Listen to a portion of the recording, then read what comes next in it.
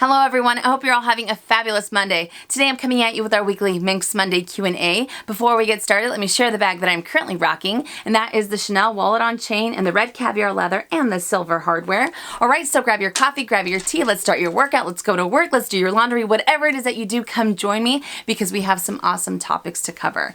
Starting with the very first question from The Real SRT. How do you feel about Louis Vuitton discontinuing the entry-level bags like the Eva, the Favorite, and the Pochette Accessoire? Fantastic question, and from what I was told, these three pieces are on contingency until the end of the year. Actually, two of them are because the Eva Clutch is discontinued. But let's talk about the Eva Clutch for just a second. What was it? 3 months ago I was on here and we had all heard rumors that it was going to be discontinued. I remember making numerous phone calls to sales associates, regional managers, and I gave them scenarios. What if I want to buy it in September? What if I want to buy it in October? Don't worry, it's here to stay. It's a classic. We'll never get rid of it, blah, blah, blah. Fast forward 3 months later, it's discontinued. I'm just as frustrated as everyone else. How great would that be if some of these fashion houses, not just Louis Vuitton, ended up putting like a bulletin or a newsletter or something saying, hey, we might end up getting rid of these. So if you want them, go ahead and buy them now. I know I would appreciate it, but of course that's not the way that it ends up working. Who knows, maybe some sales associates had more information than others. Maybe they weren't allowed to say anything. I have no idea. But I will say that I am excited to see what they end up replacing them with. I know that we already have the Felici, and that has a pretty good price point. There's also the Palace Clutch. That is very similar to the Eva Clutch, like a dressed up version of the Eva Clutch.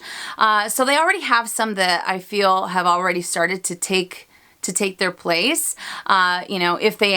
If they do end up getting rid of them completely, but I'm very excited to see what they replace them with. Who knows? Maybe they'll have a Favorite 2.0 or a new model Favorite, something that might have an adjustable strap, something that might end up catering to more body types. Because I do love the Favorite. I think it is a gorgeous handbag, but I found for me it was a little fussy as far as how it laid on my body frame whenever I wanted to put it crossbody. There was no way I could get away with it, and it was a little too, I don't know, it was a little too tall. So they might end up adding an adjustable strap. They might end up zippers. They might end up adding who knows what.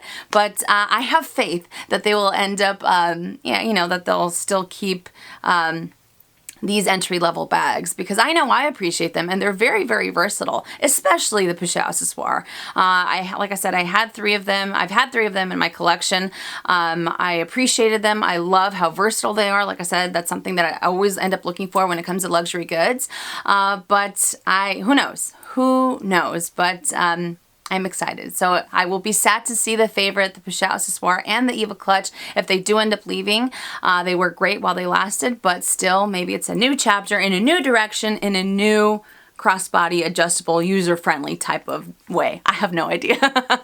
But fantastic question, and hopefully that was able to help.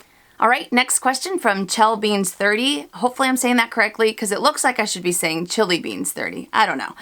What do you think of luxury outlet stores? Do you think that bags / small leather goods that are sold in outlet stores have the same quality as the ones in regular stores? Fantastic question. And I think yes and no. I think it was probably maybe 3 years ago. I was watching a special. I think it was either on Dateline or I can't even remember what it was on. But they were talking specifically about items sold at outlet stores. And I know that there are items that come straight from the boutique either because of over purchasing or because an item is from multiple seasons prior and they're trying to sell it. But I also know that fashion houses actually end up making items specifically for outlets. So while they might look the same, they might have the same type of silhouette. They might look almost identical to the ones that you would see in the boutiques. The quality of the items that they end up using isn't the same. So, like I said, when I saw that special, it kind of opened my eyes to a completely different, to have a different outlook on outlets themselves. Where I live, there are quite a few outlets nearby, probably within 30 to 40 minutes from where I live, and anytime I've gone into these outlets, I love going to the outlets, by the way, but you can kind of see the difference versus when you go into the boutique to kind of check out these items. They look similar, but then there's also that detail that just kind of seems like it's a little off. But like I said, there are a lot of items that do come straight from the boutiques. You'll be able to notice them. They end up usually having a higher price point than some of the other items sold at the outlets, but yes and no. So So some items, you know, are sold that have that beautiful quality, and others, they are still beautiful items and they still have great quality. They're just not the same as the ones that you would get at the boutiques. So hopefully that was able to answer your question. If I can find, I know there was also, I think it was put on YouTube, that same special that I saw. If I can find it, I will put it on the description box below so you guys can check it out. It was very, very interesting. Okay, next question from Don Dent. How often do you change bags, or do you have any tips to make transitions easier? Love this question. How often do I change my bags? It depends. It really depends on the weather. Sometimes I get kind of, I end up just switching them out twice a day. It just depends. But I would have to say that a happy medium would be anywhere from maybe 5 times at most during the week. And that sounds a little excessive, but I don't know. Sometimes the eye candy just wants me to, you know, my craziness wants me to switch them around, and other times I end up using a bag for a little bit longer. So I'd say anywhere from maybe 5 times at the most. And do I have tips to make the transition easier? For me, it makes it really easy to transition from bag to bag, especially if I go kind of like from tote to tote, because I end up putting everything into little pouches. I guess you can say that I'm kind of, you know, I'm very particular as to how my items end up laying inside of my bag. So everything has to have a little pouch, a little wallet. It has to have something for me to put it in, unless I'm out shopping and I'm just kind of throwing things in there. But for the most part, after that happens, I end up, you know, sitting in the car and just organizing everything. I feel like everything has to have its own little space. It drives me crazy if my bag is just kind of all over the place. So I would have to say the fact that I have multiple small leather goods in order to fit my items makes it a lot easier to transition from bag to bag. And I would have to say that another great thing that a lot of people end up using are bag organizers, and that also helps them transition from bag to bag. Of course, the organizer has to be very similar from the bag that you're switching out from, but I would have to say just in general, just using little pouches for everything makes it definitely it makes it very quick for me to go from bag to bag, and I really don't spend too much time unless I'm trying to add different pops of color, or I get sick of seeing this bag or seeing this SLG, then I switch into something else. But yeah, so I feel that it makes it, I feel that it's pretty easy. I feel that I'm pretty quick when it comes to transitioning. The only time I will have to say that it's kind of a pain in the butt is when I'm going from a larger handbag into a smaller handbag, because then I really have to think twice about what it is that I'm carrying in that smaller handbag or in that more compact handbag that I have to carry with me, my absolute daily essentials, if you will. All right, next question from Andrew23. Can I ask if you still have your international wallet in Rose Pop Verie? I noticed it's not featured in your What's in My Bag videos recently. I wonder if you mostly prefer to use it in the summertime. Wonderful question. And the international wallet that I had in Verie, this beautiful, beautiful pink, I actually ended up selling it a few weeks back. And even though I loved the wallet, I love the colors of Verie. And I've said this before, I feel that the colors are so intense. They're so vibrant, but for me and my lifestyle, I feel that I just, I can't be as carefree as I would like when it comes to Verie. And kind of like what I talked about earlier about throwing things into my bag. For example, sometimes it's receipts. If I'm at the checkout and I just throw the receipt in my handbag, I know that if I had a Verie wallet, it's more prone to getting that print transfer because of the coating that the Verie has. So that kind of made it, I love the wallet. Don't get me wrong. Like I said, it was gorgeous. It was beautiful. The color was just perfect.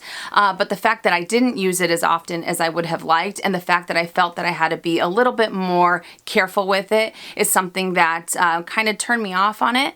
But I did end up selling it, and it is now in a fabulous home. So it is gorgeous, but it is gone. All right, next question from Jennifer Nelson. Can you give us an update on your thoughts regarding removing the keychain from your black Empreinte clay? Any regrets, or are you glad you did it? Debating doing the same thing to mine. Okay, and I actually do have my clay here. So this clay, the Empreinte clay from Louis Vuitton in in the noir. I think it was probably maybe 4 months ago. Was it 4 months ago? Something like that. I actually did a Minks Monday. At the very end, I showed how Robert helped me remove the chain from here. And I'd have to say that when he did remove the chain, he didn't damage it. So I'm able to put the chain back on here if I wanted to, but I have no regrets. I absolutely love it without the chain. I feel that it makes it more user-friendly because, you know, I don't really end up attaching these clays to the D-rings. I don't really attach it to my jeans or anything like that. For the most part, it just kind of sits in my handbag. So the chain really wasn't something that was, you know, make or break for me. But the fact that it doesn't have it just makes it so much easier to use as a little wallet, which is what I normally end up using clays for. So as you can see, there is no chain there. I love it. Again, a lot easier to use. And now I feel that when I use the cerise, or if I use the rose ballerine, it feels like there's something in there. I feel like it's kind of, cumbersome. It makes absolutely no sense. But it doesn't, I mean, it's not a big deal, not at all. But once you don't have the chain, I feel that it's kind of like, wow, I like it a lot more. I don't know, but, you know, and the only reason why I ended up taking the chain off of the black one is because it is hot stamped. And usually if I hot stamp something, it's because it's going to, I consider it a forever piece in my collection. I have kind of, in a sense, you know, I'm committed to the piece for a lifetime. So that's the only reason why I ended up doing it. But nope, absolutely loving it. No regrets whatsoever. All right, next question from Anna Tofor. Hopefully I'm saying that correctly. What are your thoughts on the Montaigne MM in Monogram? I currently have a Chanel GST and I would like to find a similar bag that has the same practicality within the Louis Vuitton fashion house. Any suggestions and thoughts? Wonderful question. And what are my thoughts on the Montaigne MM in Monogram? I love it. Actually, to be honest, I love the Montaigne, whether it's the BB, the MM, the GM, whether it's canvas, whether it's emprunt. I just think it is an absolutely phenomenal handbag. And I would have to say that it is quite similar to the GST. I know that they technically consider the Montaigne a shoulder bag, if I'm not mistaken, you know, but I feel that they have a lot of similarities. They have the zippered pocket in the middle, so you have quite a bit more organization. It does, the Montaigne does have those straps that you can end up using hand carry, or you can end up using in the crook of your arm. But the greatest thing about the Montaigne is the fact that it actually comes with a detachable shoulder strap, so it makes it even more versatile than the GST. And like I said before, I'm a big fan of the Montaigne. Personally, I like it better in the emprunt leather, but the Monogram, I feel that you don't have to worry about it sagging. You don't have to worry about it losing its shape because of the kind of structure, the type of silhouette that it has.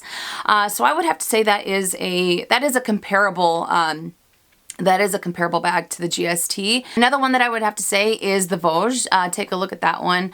It does have a higher price point, and I believe it is in the emprunt leather, but it's a little bit boxier than the Montaigne. It's a little bit more similar as far as lengthwise to the GST, but that is another beauty. And there's another one, the Florine. Hopefully I'm saying that correctly. That bag is absolutely gorgeous. It's a little bit more north-south as far as the measurements on it. It's a little bit taller than a GST would, but I feel that it also has the same type of characteristics, and it also comes with a detachable strap. So all in all, the Montaigne would be a fantastic bag if you're looking for something similar to the GST, or take a look at those other two.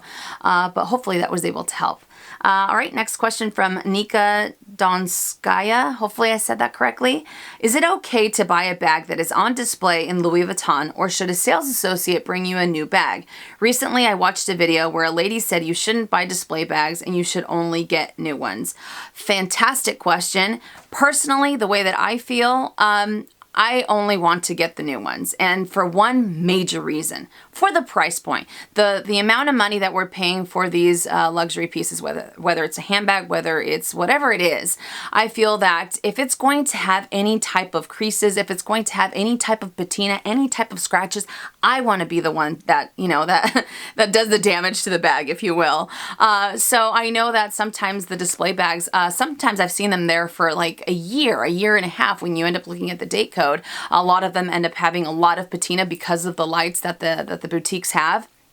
So some of them have quite a bit of wear because a lot of people end up, you know, taking them off the shelves, kind of playing with them a little bit and seeing how it ends up working out for them. So they do get handled quite a bit, and they'll end up getting oils from everyone's hands and whatnot. So again, personally, just for the sake of the price point that it is and the fact that I want to be the one that ruins the bag, if you will, that's what I would suggest going for a brand new one. And in the event that maybe that's the only one that they have left or anything like that, a lot of sales associates are really great about being able to find one for you, track one down, and get one maybe transferred in from another boutique if they don't have any more in stock. So again, personally, I would go for the new one. The only time I will make an exception, the only time, is if the sales associate tells me, if it's the sales associate, first of all, that I trust, that tells me, oh, we put it out this morning, and let's say I'm there at 2 o'clock in the afternoon and there's no more and I really want to get the bag and it, you know, it looks great, then I'll end up taking the display. That's the only time. And that's a stretch, you know, because I'm very paranoid and I just want to see that fresh Vachetta. And usually I end up getting a stain on it within like, I don't know, a couple days, a week. I know it's happened sometimes when as soon as I walk out, I transfer all my items in, I end up getting a little stain somewhere, you know, but no, I would go solely for the new one. So hopefully that was able to help. Next question from Karen. Now that you like crossbody bags, what are your thoughts on the Hermes Evelyn, and would you ever consider adding it to your collection? Wonderful question. I have now learned to say never because I have often changed my mind about a lot of things, but at the moment I can say I'm not sure. I'm not too sure. I absolutely love the Hermes Evelyn. I love how simple it is. I appreciate more than anything the leather that Hermes has. It's such a supple leather, depending on the type of leather that you end up getting, but for the most part, I love the colors that they have. They're so vibrant. And from what a lot of people have said, that the Evelyn is actually one of the most comfortable handbags, one of the most comfortable crossbody bags that they own because it's adjustable, and just the strap in general. It's not made out of leather. It does have the textile or the fabric shoulder strap, so it makes it even more comfortable to use for longer periods of time. So while I do appreciate it, I think it is gorgeous. At the moment, I'm not sure. I have no idea. But again, I will never say never. I've learned my lesson. But I think that if I were to get one, I would probably end up going for the PM size. I do like the GM just because I feel that, I don't know, it might be a little bit more proportionate for me, but then again, I like the PM because it's not too overwhelming either. So either one of those two, but it is a gorgeous, gorgeous bag. And also the price point is it's a great price point for Hermes, and the fact that it is such a versatile bag that you can use as well. All right, next question from Priscilla G. I'm not even going to attempt to say your last name because I already know I would butcher it, so my apologies. I am considering adding the Demi Azur Speedy to my collection. Which one should I go for? The Speedy 30 or the SpeedyB 25? I am worried about color transfer, so I think that the SpeedyB is harder to maintain because it tends to rub on trousers. I would like to hear your opinion. Wonderful question, and both of them are absolutely beautiful bags. Personally, for me, I end up preferring the classic Speedy 30 for hand carry or to be used in the crook of your arm, and I tend to prefer the 25 bandolier for crossbody. Now, I will have to say that because of the length of the strap, if you end up using the bandolier 25 Azur, if you end up using it crossbody or if you end up using it on your shoulder, because of the length that it has, it will be more prone to color transfer. So I would have to say that if you want something a little bit more carefree between the two, because with Demi Azur, regardless, you have to be conscientious of color transfer. It's something that might end up happening. I'm not saying that it will no matter what, but it's something to look out for and to keep in the back of your mind. But if you want something a little bit more carefree, I would go for the 30, just because it's a little bit easier to kind of direct where the bag goes, and it's not really rubbing up on your jeans or on your trousers or on your shirt if it's a little bit longer, if you end up having it hand carry. It might be a little bit tougher if you end up using it on the crook of your arm because it's closer to your body, but because of the 25, again, and the length that it has, it'll be a little bit more prone to it. So between the two, a little bit more carefree, the classic 30, but if you want to bring it up a little bit higher on the bandolier, you can do that as well, so that way it doesn't end up rubbing on your trousers too much. But I personally, I would prefer the 30 just for that reason. It's just a lot easier for you to navigate where the bag goes, to kind of decide where the bag ends up moving, and you can hold it a little bit farther away if you wanted to. I know I used to do that in the beginning, but now I just kind of use it, all willy-nilly, and I don't really think twice about it. So hopefully that was able to help, but both of them are fantastic bags.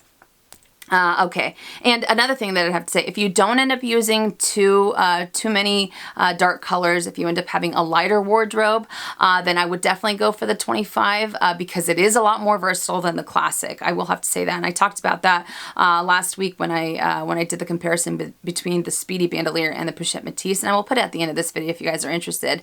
But if you have a lighter wardrobe and you don't have too many, you don't have too many jeans, you don't have too much black or anything like that, then the bandolier would be great. But otherwise, I would suggest the 30, the classic 30. All right, next question from Stacy Redding. What do you think of the newest Chanel runway show? Oh my goodness, I absolutely loved it. I love the colors that they have. I absolutely love the jewelry, the bangles, the necklaces. I didn't really see any handbags that caught my attention, but if they have these types of colors, if they have these earth tones, I can just imagine what types of colors what type of seasonal colors will be incorporated into that collection, and I am extremely excited about it. But I really liked it. I love the fact that they went for that Grecian type of look, and it's almost like I don't know, you have the, what's it called? Not the space collection. What is it? There's a specific name for it. But the previous collection that they had, had the whole LED lights, and there was a lot of colors, a lot of metallics. And then this one is just, more earth tones, the gold. I don't know, but I am extremely excited about it. I'm wondering if they're going to be releasing like gladiator type sandals like they have in the past with previous collections. But, I absolutely loved the collection, and yeah, I'm excited. I'm very excited to see what they end up offering, but the jewelry just kind of blew me away because I really, really liked it. The layering and just the whole 9 yards was gorgeous. So I am a fan. All right, you guys, so that does it for Minks Monday Q&A. Thank you so much for all of the wonderful questions. I hope I was able to help. Now, this week's lineup, I do have an unboxing for you. If you follow me on Instagram, I've been putting a few teaser pictures. I was going to do it this past weekend, but I was hanging out with my mom. I think for the third video this week, I'm debating whether or not I want to do one on my top 5 least used luxury goods, because even though I do like to rotate my items quite often, I like to incorporate them as much as I can into the rotation, there are a few items that don't get rotated enough. So I think that would be maybe a little bit, hopefully that would be beneficial, I don't know. But that is something that I want to do. But if you like this video, give it a thumbs up. If you haven't already and you would like to, please subscribe to my YouTube channel by clicking on that red button down below and clicking that bell so you are notified when I upload videos, which is anywhere from 2 to 3 videos a week. But thank you guys so much for watching, and as always, make it a fabulous day or not. The choice is yours. Have a great day, you guys.